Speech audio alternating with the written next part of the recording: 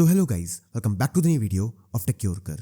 In this video, I will guide you with how you can repair apps and programs in Windows 11. So first of all, open Settings app. For this, press Windows plus I key on your keyboard. Now here, click on this menu icon and click on Apps. Now here click on Installed Apps. Now here you will see all the apps installed on your PC. Look for the app you want to repair. For example, I want to repair Copilot.